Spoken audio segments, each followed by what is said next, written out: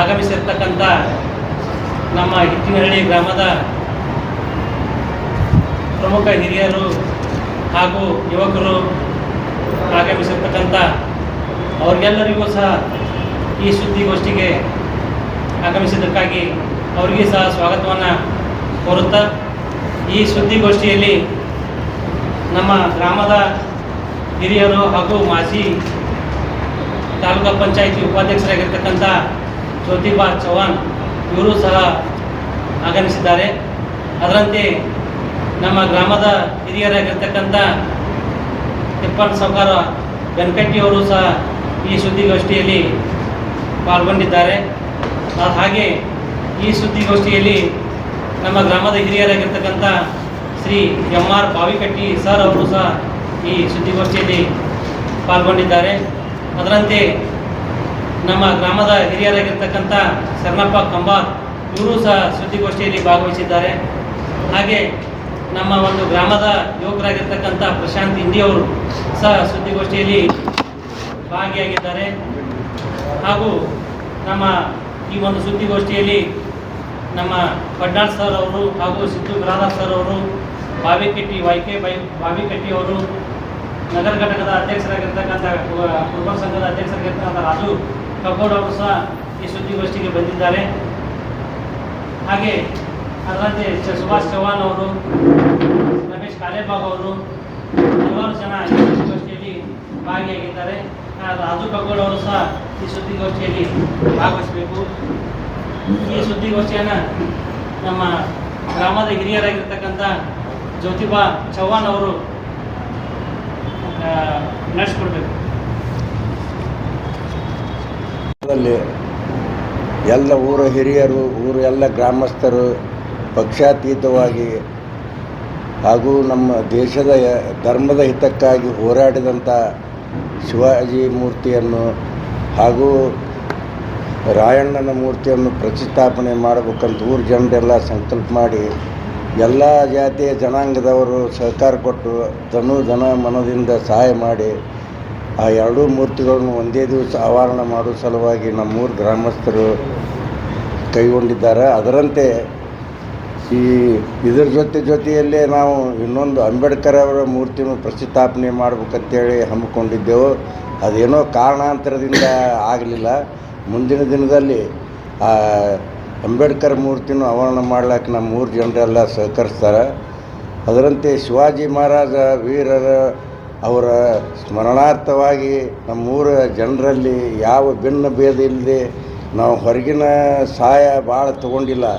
ಊರ ಜನರೇ ಎಲ್ಲರೂ 50,000, ಲಕ್ಷ, 10,000, 20,000 ಹಿಂಗೆ ಕನಿಷ್ಠ ಶಿವಾಜಿ ಮೂರ್ತಿ ಸಲಾಗಿ ಒಂದು 50 ಲಕ್ಷ ರೂಪಾಯಿ ಖರ್ಚು ಮಾಡಿ ಊರ ಗ್ರಾಮಸ್ಥರು ಅದಕ್ಕೆ ಸಹಾಯ ಮಾಡ್ಯಾರ.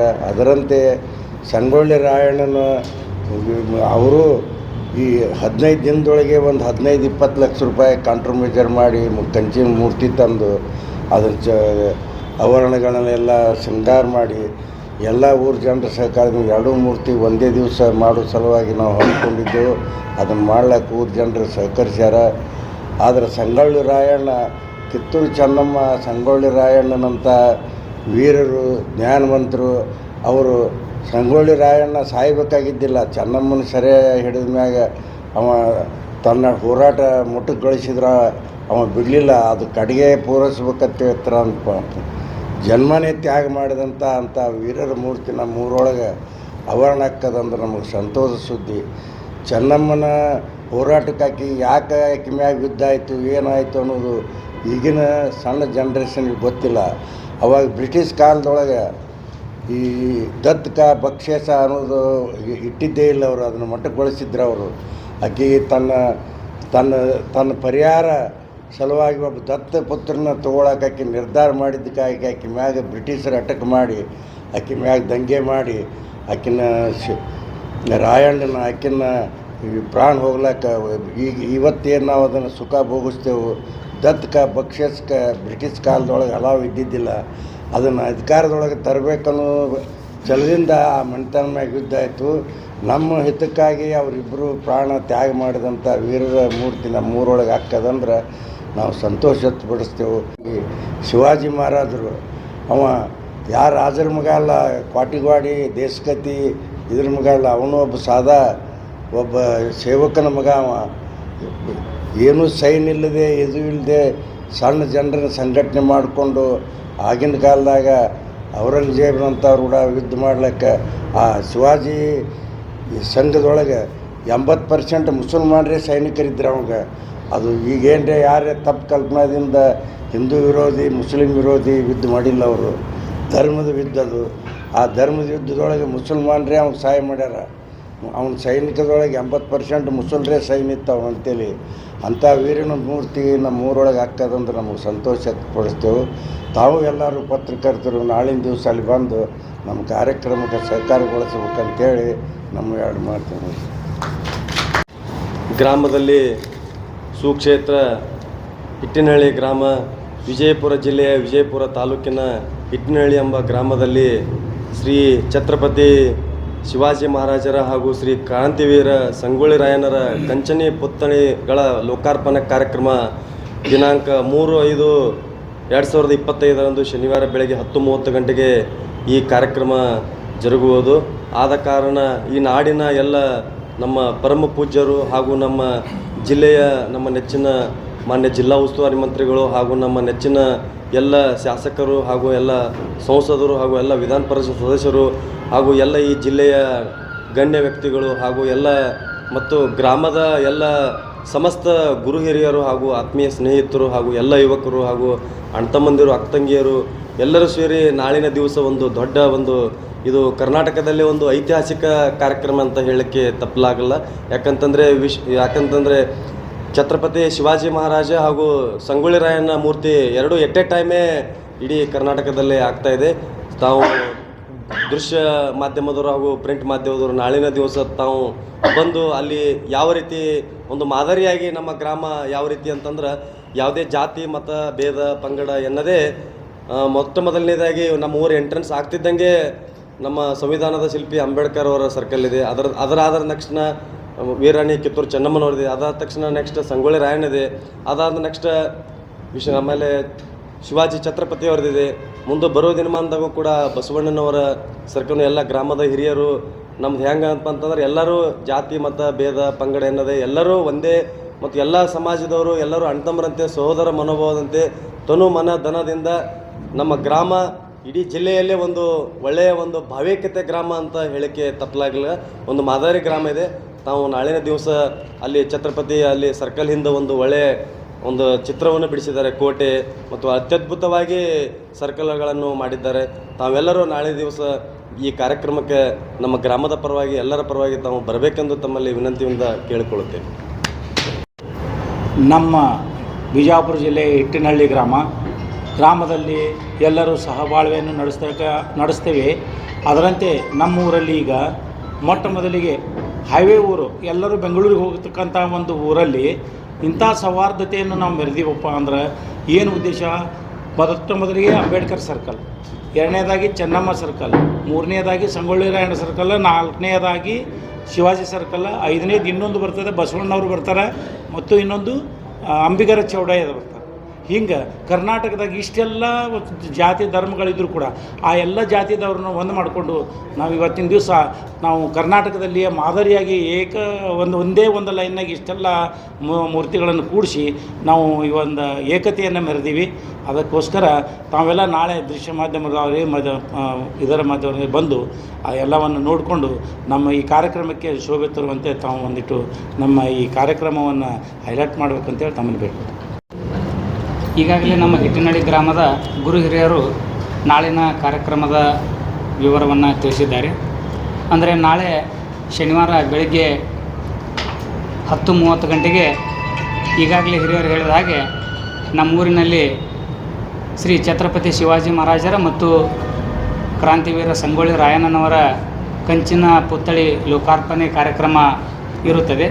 ಇದಕ್ಕಿಂತ ಪೂರ್ವದಲ್ಲಿ ಬೆಳಗ್ಗೆ 9 ಗಂಟೆಗೆ ನಮ್ಮೂರಿನ ಶ್ರೀ ಮಾರುತೇಶ್ವರ ದೇವಸ್ಥಾನದಲ್ಲಿ ಗ್ರಾಮದ ಎಲ್ಲ ಸುಮಂಗಲಿಯರ ನೇತೃತ್ವದಲ್ಲಿ ಕುಂಭಮೇಳ ಮತ್ತು ಸಕಲ ವಾದ್ಯಗಳೊಂದಿಗೆ ಶ್ರೀ ಛತ್ರಪತಿ ಶಿವಾಜಿ ಮಹಾರಾಜರ ಮತ್ತು ಕ್ರಾಂತಿವೀರ ಸಂಗೊಳ್ಳಿ ರಾಯಣ್ಣನವರ ಒಂದು ಭಾವಚಿತ್ರಗಳ ಭವ್ಯ ಮೆರವಣಿಗೆಯೊಂದಿಗೆ ಪ್ರಮುಖ ಬೀದಿಗಳಲ್ಲಿ ಸಂಚರಿಸಿ 10:30 ಗಂಟೆಗೆ ಆ ವೃತ್ತಕ್ಕೆ ಬಂದು 10:30 ಗಂಟೆಗೆ ನಮ್ಮ ವೇದಿಕೆ ಕಾರ್ಯಕ್ರಮ ಕಂಚಿನ ಪುತ್ಥಳಿ ಅನಾವರಣ ಮಾಡಿಕೊಂಡು ಒಂದು ವೇದಿಕೆ ಕಾರ್ಯಕ್ರಮ ಪ್ರಾರಂಭ ಮಾಡ್ತೀವಿ.